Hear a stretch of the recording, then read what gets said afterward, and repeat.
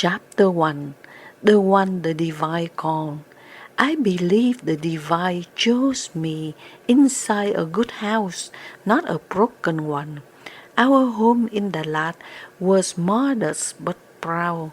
The walls were clean, the floor always swept, the altar carefully tended with fresh fruit and a cup of clear water. My father wore a bearing of man with rank. When he walked into a room, people straightened their backs without knowing why. We were not a poor family in the way the word is usually spoken. We were a middle-class Vietnamese family with 12 children, and 12 children can make any wallet feel thin. Money in our house was not an enemy, it was simply outnumbered. I grew up surrounded by order. My mother believed that dignity was the first form of wealth, even when the budget was tight. Our clothes were pressed, our hair neatly combed, our manners carefully polished. From the outside we looked secure, almost comfortable, only inside the kitchen, where the mother divided food with a precision of the mathematician, could you see how carefully life was measured. The divine often hides its calling inside such ordinary respectability. As a child, I did not think about destiny. I thought about small things, whose turn it was to wear the better shoes, whether the youngest would get enough meat in her bowl, how my mother managed to make one chicken feel like a festival for 14 people. I watched her slice fruit into thinner and thinner moons, so every child could taste sweetness without anyone noticing the arithmetic. These were my first lessons in economics, taught not in numbers but in love. My father was a man of position in the community. People greeted him with a certain formality. His voice carried authority. I was proud to walk beside him in the market, proud of the way vendors bowed their heads. Yet at home he became simply Ba, a father trying to steer a large boat through narrow waters. Rank did not multiply rice. Respect did not pay school fees. I learned early that status and cash do not always travel together. Because we were not poor, no one spoke of luck directly. That was the tension more subtle. We were expected to behave like a family, not of means, while living with the discipline of the family with limits. I felt this contradiction before I had words for it. During Tết, our house filled with visitors, relatives, colleagues of my father, neighbors bringing trays of sticky rice and candy ginger. The altar shone with new incense coils, their smoke curling like patient dragons. From the street came the smell of grilled corn and the music of lottery sellers. We looked like a prosperous household. Yet I noticed how my mother counted the red envelopes before distributing them among 12 pairs of eager hands. I saw how carefully she calculated the holiday meals so generosity would not become regret in February. Celebration in our family was graceful but never careless. The chosen one is often a child who sees behind the curtain. I was not the oldest, not the loudest, not the most brilliant, but I was the watcher. I noticed how my father's smile tightened when school enrollment arrived all at once, how my mother saved beautiful fabric for later until later quiet disappeared. I noticed that adulthood seems heavier than childhood, and I wonder why. Our home was full of voices. 12 children create their own weather, yet beneath the laughter ran the invisible current of responsibility. My parents carried it without complaint. They had chosen to welcome many lives. They would not dishonor that choice by lamenting the cost. Their dignity became my first inheritance. Still, inside me grew a gentle unease. I loved our family exactly as it was, yet I felt there must be a way to live where love did not require so much scouting. I did not crave luxury, I craved ease, a life where my mother could buy fruit without weighing each piece in her mind. This longing was not rebellion, it was tenderness. In Vietnamese tradition, we are taught to accept the portion heaven gives. Gratitude is the highest virtue.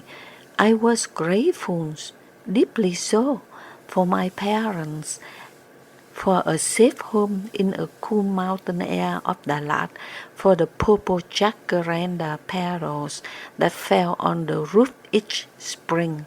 But the divine sometimes plants a question inside gratitude.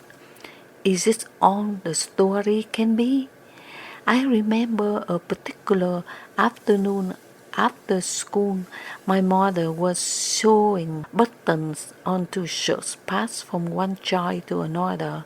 The window was open, the scent of pie drifted in from the hills. I asked her, "Ma ơi, when I grow up, will life be easier for you?" She looked at me with surprise, then laughed softly. "Life is already good, con à. We have each other." Her answer was beautiful and incomplete. I felt both comforted and unsatisfied. That moment, I think, the divine touched my shoulder.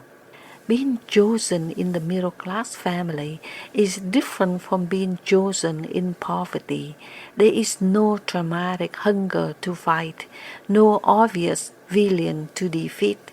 The battle is quieter, the battle against acceptable limitation, against the belief that decent is the highest mountain we may climb. My parents did everything right according to their time. They value education, honor, and community. Yet, with 12 children, even right choices had narrow margins. Dreams have to wait in line behind necessity. I begin to feel that one of us must learn the new language, the language of opportunity beyond stretching and saving. The thought frightened me because it sounded almost ungrateful. Who was I, a child of comfort, to want more? The divine often calls through such uncomfortable desires. I did not want to escape my family. I wanted to widen the house around them. The chosen one is not a child who despises her roots. She is the one who loves them enough to imagine growth. My love for my parents makes me ambitious on their behalf. I wanted a future where my father's rank would be matched with financial ease, where my mother's generosity would not require secret calculations. These dreams mature quietly inside me like a fruit hidden by leaves. No teacher announced that I was to carry this role. No relative pointed and said, "You will be the bridge." The calling was woven from ordinary threads: the smell of my mother's cooking, the sound of my father clearing his throat before difficult conversations, the sigh of 12 pairs of sandals like patient soldiers at the door. From such humble images, the divine builds destiny. I began to understand that generational wealth was not only for families who started at the bottom. It was also for families like ours, honorable, educated, respected, who needed simply a wider horizon. The task was not to escape poverty, but to transform careful living into confident living. The realization changed the way I look at everything. I watched my parents with new eyes, not as people to imitate exactly, but as pioneers whose journey required a next chapter. They had brought the family to solid ground. Perhaps my task was to build the second floor. To be chosen is to continue a sentence someone else began. I did not yet know how to do this. I was only a girl in Đà Lạt, walking to school under misty skies, carrying textbooks and quiet dreams. But the divine does not require a plan at the beginning. It requires only a willing heart.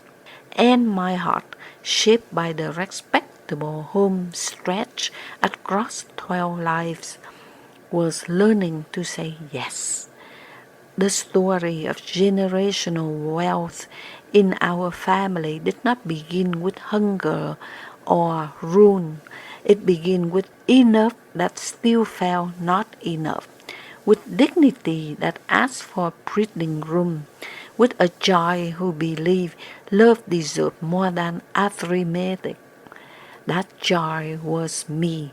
And so, inside a good household on the cool mountain street, a chosen one slowly awakened, ready to honor her parents not by repeating their limits, but by gently outgrowing them. Thank you so much for watching, and please look forward to chapter 2, The Language of Poverty.